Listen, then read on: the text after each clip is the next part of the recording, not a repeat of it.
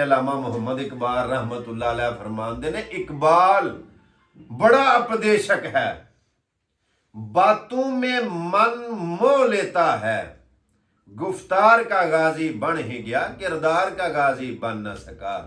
मस्जिद तो बना दी शब भर में, ईमां की हरारत वालों ने, मन अपना पुराना पापी था, बरसों से नमाजी बन न सका।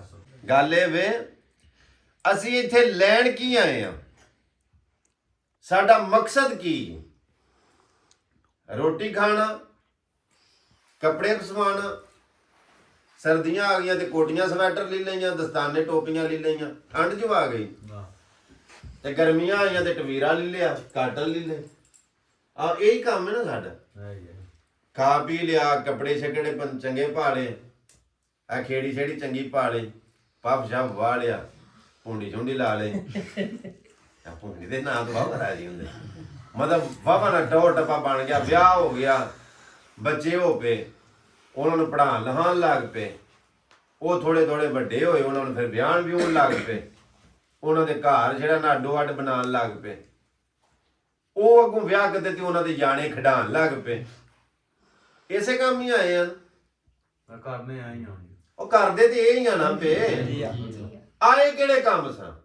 अल्लामा फरमाते ने, दर्दे दिल के लिए पैदा किया इंसान को, वरना इबादत के लिए कम ना थे करो बयान। इंसान पैदा किया गया दर्दे दिल वास्ते।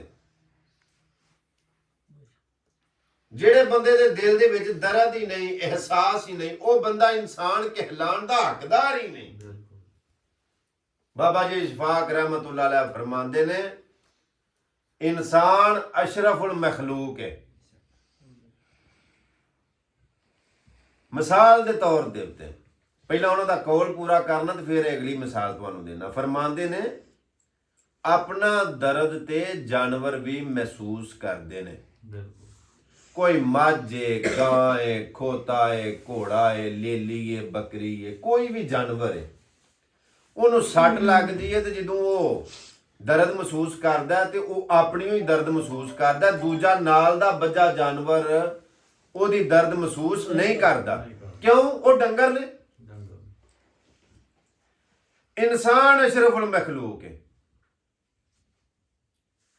ਇਹਦਾ हक बनता है कि जो मतलब दूजे नूं दर्द होवे ते दूजे दा दर्द महसूस करे। जे दूजे दा दर्द महसूस नहीं करता तो फिर ये समझो कि दूजे दा दर्द ते जानवर भी महसूस नहीं करते, फिर तू किहड़े खाते च गया है? तू तो अशरफुल मखलूक से।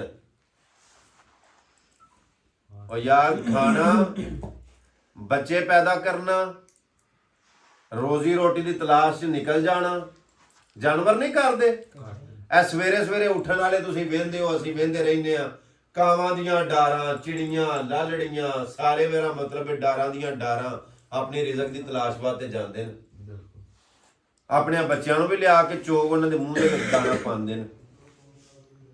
सवेरे उठना, दिहाड़ी मेरा मतलब हो रोटी रोजी की तलाश में निकल जाना, शामी आके सौ जाना, सवेरे उठ के फिर मेरा मतलब है अपने काम नूं निकल जाना। नहीं वेखना कि गवांढियां घर पक्का की है। साडे मुआशरे दा अलमिया ये वे कि सानू ये पता हुंदा है कि गवांढियां दी कुड़ी गई कित्थे वे, गवांढियां दा मुंडा गया कित्थे वे, लेकिन सानू ये नहीं पता हुंदा कि गवांढियां दे घर पक्का की। और यार कुछ पक्का भी है कि नहीं? फरमाया, दुनिया दा बदतरीन साउंड ओए, दुनिया की सब तो बदतरीन मौसीकी ओए कि जो तुहाडे गवांढियां दे घर खाली बर्तन खड़कन ते तुहाडे घरों खुशबूवां उड्डन खाणियां दियां, ते तुहाडे घर जिहड़े भांडे खड़कदे ने ना खाने वाले, वो बदतरीन मौसीकी है।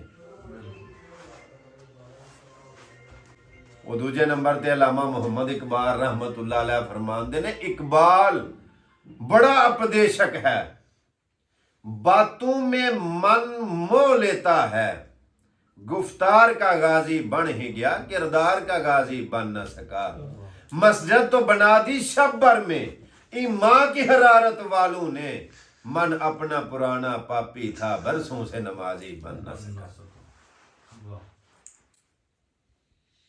जबरदस्त। बात के अंदर की बात समझने के लिए जात के अंदर की जात से राबता होना बड़ा जरूरी है कि जे तुसी गल दी विचली गल नूं जानना चाहते हो तो फिर जिहड़ी गल अगले दे दिल दे विचों अगले दी जुबान चों निकलदी है फिर उस गल नूं भी समझो। जबरदस्त। मेरियां गल्लां क्यों लोकां दे दिल ते असर करदियां ने, अल्लाह कोलों माफी मंग के आना, क्यों दिल ते असर करदियां ने? क्यों कि मैं तोता मैना वांगू रट्टियां रटाइयां गल्लां नहीं करदा। जे रट्टियां रटाइयां किताबी गल्लां ते ओह डायलॉग फिल्मां दे डाइजैस्ट रसाले दे जेहड़े ओह नावलां दे ओह डायलॉग ने बोलदे जाइए ते ओह अगले दे कन्नां तक बड़ा स्वाद हुंदा। आंदे ने वाह वाह वाह महफल दा स्वाद आ गया यार, ठठ बन चढ़ी, लेकिन दिल ते असर नहीं कीता। क्यों?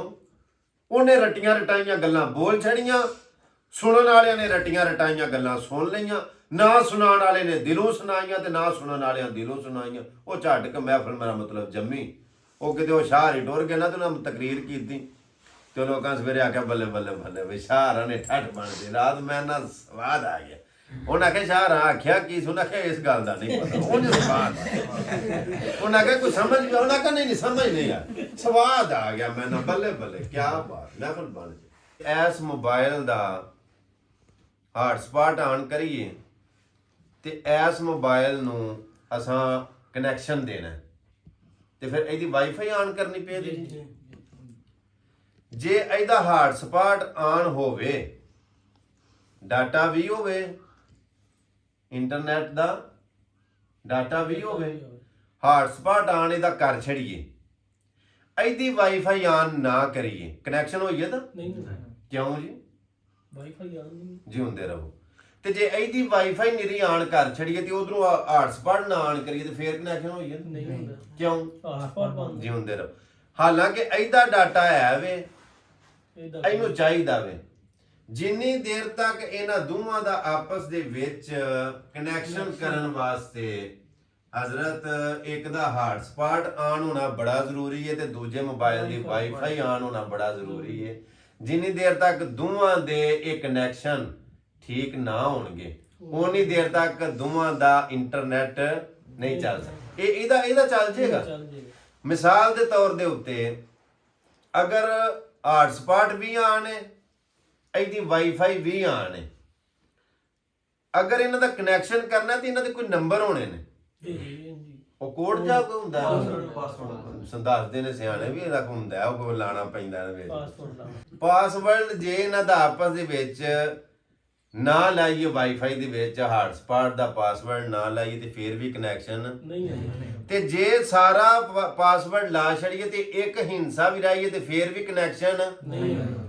ਅੱਲਾ ਦੀ ਕਸਮ ਹੈ ਅਗਰ ਗੱਲ ਸਮਝਣ ਵਾਲੇ ਗੱਲ ਸਮਝਣ ਤੇ ਉਹਨਾਂ ਵਾਸਤੇ ਇਹ ਇਸ਼ਾਰਾ ਕਾਫੀ ਬੇਬਾਕਾਫੀ ਹੈ ਕਿ ਅਗਰ ਤੁਸੀਂ ਚਾਹੁੰਦੇ ਹੋ ਕਿ ਸਾਡਾ ਕਨੈਕਸ਼ਨ ਹੋਈਏ, ਉਧਰ ਸਾਡਾ ਰਾਬਤਾ ਸਿਗਨਲ ਚੁੱਕ ਕਿਤੇ ਜਾਣ ਤੇ ਪਾਸਵਰਡ ਵੀ ਪੂਰਾ ਕਰੈਕਟ ਜਿਹੜਾ ਹੈ ਵੇ ਉਹ ਲਾਓ ਤੇ ਕੋਈ ਡਿਜਿਟ ਫਿਰ ਅੱਗੇ ਪਿੱਛੇ ਨਾ ਕਰੋ। ਤੁਹਾਡੀ ਵਾਈਫਾਈ ਚੱਲੇਗੀ ਤੇ ਸਿਗਨਲ ਟਨਾ ਟਨ ਹੋਣਗੇ। ਅੱਲਾ ਨੇ ਡਿਜਿਟ ਦਿੱਤੇ ਨੇ, ਤੁਹਾਡੇ ਸਿਗਨਲ ਪੂਰੇ ਆਉਣਗੇ, ਤੁਹਾਡਾ ਨੈਟ ਚੱਲੇਗਾ, ਉਧਰੋਂ ਹੌਟਸਪੌਟ ਆਣੇ, ਆਪਣੀ ਵਾਈਫਾਈ ਕਰੋ ਤੇ ਕੋਡ ਉਹ ਵਾਲਾ ਲਾਓ। ਨਹੀਂ ਸਮਝੇ? 5 ਵਾਰੀ ਤੁਹਾਨੂੰ ਉਹ ਐਲਾਨ ਦਿੰਦਾ ਸਪੀਕਰ ਦੇ ਵਿੱਚ ਆਂਦਾ ਹਯਾ ਅਲ ਫਲਾ, ਹਯਾ ਅਲ ਫਲਾ, ਕਾਮਯਾਬੀ ਵੱਲ ਦੌੜਾਓ। ਨਹੀਂ ਜਾਂਦੇ ਇੱਥੇ ਬੈ ਕੇ ਨਾਲ ਪਿਆ ਖਾਂਗਾ, ਹਾਲਾਤ ਬੜੇ ਖਰਾਬ ਨੇ ਤੇਰੇ। ਅਜੇ ਹੋਰ ਹੋਣੇ ਜਦੋਂ ਆਂਦਾ ਪਿਆ ਮੇਰਾ ਹੌਟਸਪੌਟ ਆਨ ਹੈ, ਵਾਈਫਾਈ ਆਨ ਕਰ, ਡਿਜਿਟ ਪੂਰੇ ਲਾ, ਬਿਲਕੁਲ ਪਾਸਵਰਡ ਵੀ ਮੈਂ ਤੈਨੂੰ ਦਿੱਤਾ। ਜਿੰਨੀ ਦੇਰ ਤੱਕ ਤੁਹਾਡਾ ਇਹ ਨਹੀਂ ਆਪਸ ਦੇ ਵਿੱਚ ਕਨੈਕਸ਼ਨ ਠੀਕ ਹੋਣਾ ਉਨੀ ਦੇਰ ਤੱਕ ਤੁਹਾਡਾ ਇੰਟਰਨੈਟ ਨਹੀਂ ਚੱਲ ਸਕਦਾ। ਇਸੇ ਤਰ੍ਹਾਂ ਸਮਝਦਾਰਾਂ ਵਾਸਤੇ ਇਸ਼ਾਰਾ ਕਾਫੀ ਹੁੰਦਾ। ਕੋਈ ਵੀ ਗੱਲ ਹੈ, ਕੋਈ ਵੀ ਬਾਤ ਹੈ, ਕੋਈ ਮਹਿਫਲ ਹੈ, ਕੋਈ ਵੀ ਮਹਿਫਲ, ਜਿੰਨੀ ਦੇਰ ਤੱਕ ਇੱਕ ਸਮਝਾਉਣ ਵਾਲਾ ਬੰਦਾ ਤੁਹਾਨੂੰ ਗੱਲ ਪਿਆ ਸਮਝਾਉਂਦਾ ਵੀ ਮੇਰੀ ਗੱਲ ਸਮਝੋ, ਤੁਹਾਡੇ ਦਿਮਾਗ ਦੀ ਵਾਈਫਾਈ ਆਨ ਨਹੀਂ, ਉਹਦਾ ਬਿਲਕੁਲ ਹੌਟਸਪੌਟ ਆਨ ਵੀ ਹੋਏਗਾ ਤੇ ਕਿਵੇਂ ਕੰਮ ਚੱਲੇਗਾ? ਕਿਉਂਕਿ ਤੁਹਾਡੀ ਉਹ ਸਮਝਦਾਰੀ 'ਚ ਗੱਲ ਸਮਝ ਫਿੱਟ ਆਉਂਦੀ ਨਹੀਂ ਪਈ। एंड गल दा फिर ये हुई है कि बात के अंदर की बात समझने के लिए जात के अंदर की जात से राबता होना बड़ा जरूरी है, अदरवाइज नेवर। ना